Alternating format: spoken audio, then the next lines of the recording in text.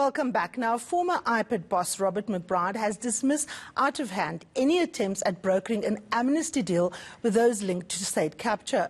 The idea, floated by a group of lawyers, is doing the rounds in the corridors of power as law enforcement agencies get ready to swoop on the culprits. Robert McBride now joins me here on The Fix. Robert, thank you so very much. Now, the issue of amnesty was first floated by a lawyer called Robert Applebaum, and he was formally proposing such a measure at the recent gathering of the Daily Maverick called The Gathering. And it's interesting that it comes as the length of the Zondo Commission, the lifespan has been extended, but also as the NPA is beginning to make rather significant arrests, either at municipalities, but also monies are coming back from big business. What do you know of Robert Applebaum, and why do you think he is floating this idea? Well, firstly, the idea is very random and it's grossly premature. And because it's out of the blue, it's enough to make someone suspicious about what the motive is. It's as random and outrageous as saying all perpetrators of gender-based violence should get amnesty. It's as mad as that. Robert Applebaum, in terms of his own introduction at the gathering, is a person in charge at an international law company for mergers and acquisitions. I raised at the gathering, because I was on the panel, that the question of whether it's not being funded, lobbied, the idea being dropped as by interested people, by people perhaps who have been involved in big level macro corruption. So big business, for example, I mean, we've had big multinationals, Bain, Hogan Lovells, McKinsey, a lot of these massive firms implicated in state capture. Do you think that this is an idea that they perhaps trying to test the waters with? I have no idea, but I think it's stillborn. Nothing will happen with it. It's completely outrageous. In 1994 and consolidated in 1996, we came up with the constitutional democracy, and everybody in the country was represented in the agreement and voting in favor of the constitution. And key in that constitution is all are equal before the law, and there must be respect for the rule of law.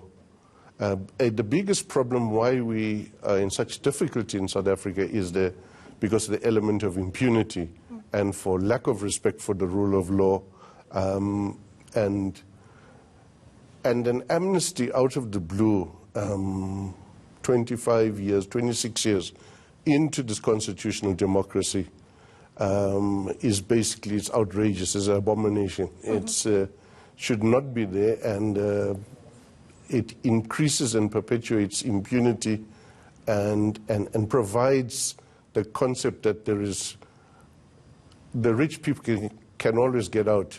The ordinary people, the guy who's serving 3 months in prison for stealing a loaf of bread has to do his time, and yet the guy that's stealing the bread factory gets amnesty. There's something not only ridiculous about it, but perverse about that notion.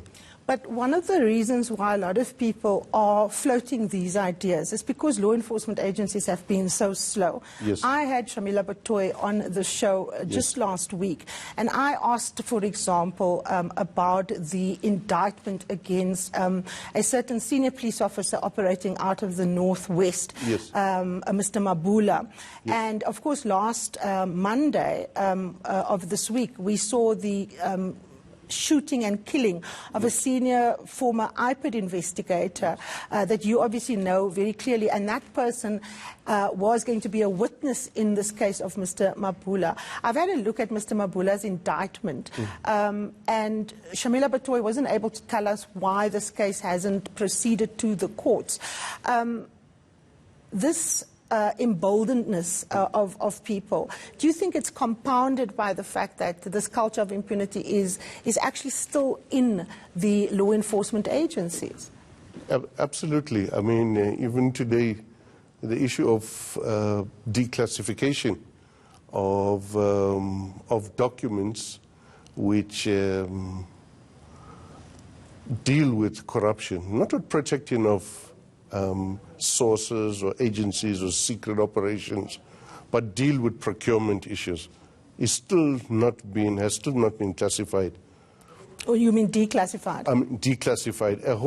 And to what extent, Robert, does declassifying this information hamper someone like the Special Investigative Directorate of Hermione Cronje?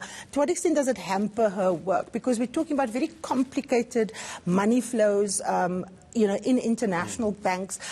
Why is it that crime intelligence and other agencies that deal with these classifications can still kind of apply that tactic, and it results in the delay of very, very important prosecutions involving these big companies?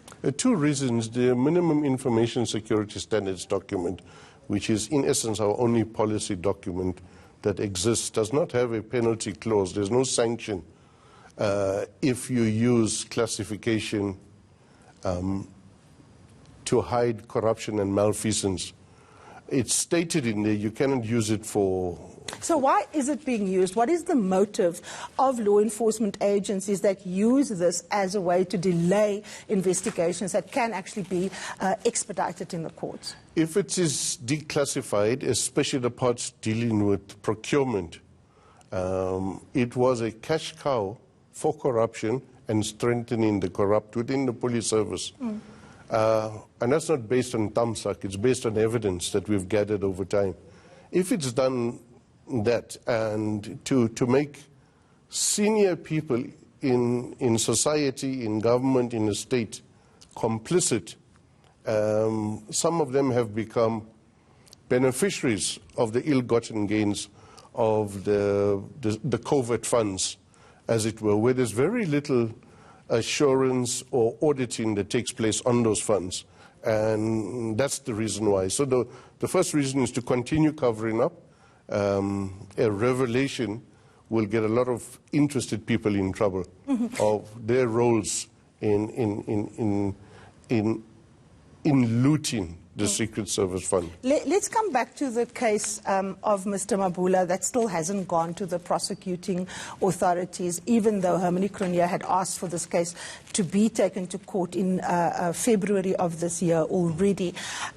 Just sketch for us why it's important for the senior police officer in the criminal justice system to actually answer in a court of law. How many investigations does this touch? And to what extent should we be worried that people who are witnesses are not safe from people that are investigated at the moment? Yeah, well, the first part is that the Mabula team and the cases related to them, for which an indictment has been signed, for which a decision to prosecute has been taken, emanate from at least 2006, and has continued into 2010 and has continued into 2015, where they were the chosen team by Acting National Commissioner Patlani to deal with IPID, to counter IPID's investigation. Indeed, Manla Mahlangu was arrested by the Mabula team. This is the person that was shot and killed on Monday? Yes. He was arrested by the Mabula team for a trumped-up charge, which was later kicked out. So, Robert, just for the public's interest, how important is it that Mr. Mabula actually appear in a court of law? Do you think more people will get killed if Mr. Mabula isn't charged? I'm not sure I can make that assertion. But based on the evidence that is ready, that is the NPA has decided is sufficient for prosecution, that an indictment has been signed, there appears to be a sort of unleashed brutality with this team when it comes to torture and in the one instance I'm aware of, murder, harassment, terrorizing, a number of cases of kidnapping. This is post-apartheid South Africa.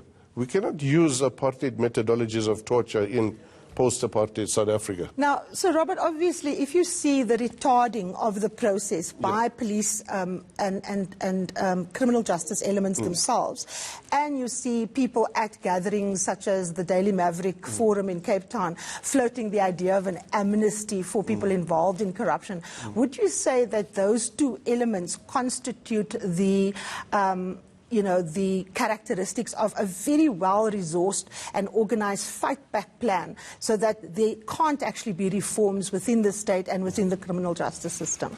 Yeah, for me, it's there's no basis on which to even ponder the notion of amnesty. For example, we haven't had the cases come into court, and that's because there's been reorganization and in the criminal justice system, and we know it was hammered. We know who hammered it. We've been singing a song on and on. The biggest problem, I think, in the NPA is that because of what has happened in the past, where people have been prosecuted without evidence, and where there was evidence, there was no prosecution, the senior NPA officials are cautious, perhaps overcautious, and they want to come to court with a 100% case. Now, in law and in prosecution, you can come with a 100% case. Doesn't necessarily mean you'll always win. And you can't have a perfect case. There's no such a thing. And I think the desire, not the complete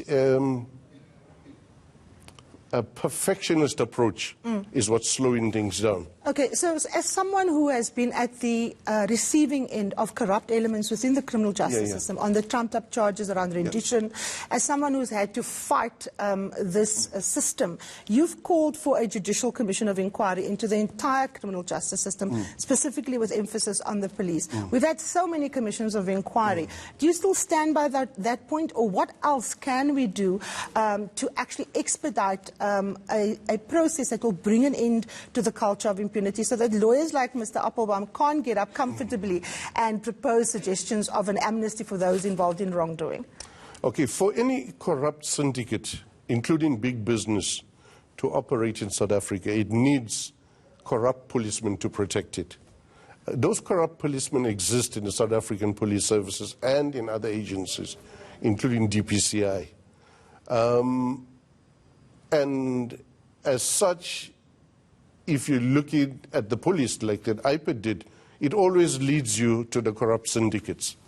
Therefore, it's important. So I'm willing to compromise and say, let's leave the whole criminal justice system out of this commission of inquiry. Let's just look at the crime intelligence, a commission of inquiry into crime intelligence, and all previous national commissioners. Just that alone.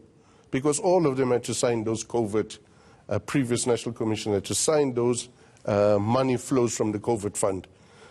And you've got Bluli in court now for some reason, was a head of crime intelligence. And you can go up, you can find all the way the crime intelligence names come up. In fact, it was us pushing that the other case, the fraud case of former General Richard Mdluli, or retired General Richard Mdluli, the case was stopped while it was being prosecuted because of classification. It is IPID that wrote to all the relevant people to get it declassified.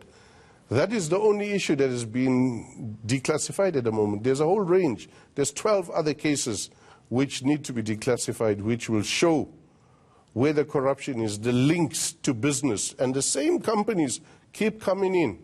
And why were people, for example, drug dealers, being put on the police covert platforms operations? Obviously, a lot of things still need to be talked about. But as for the record, Robert, you are opposed to an amnesty for those involved and linked to state capture?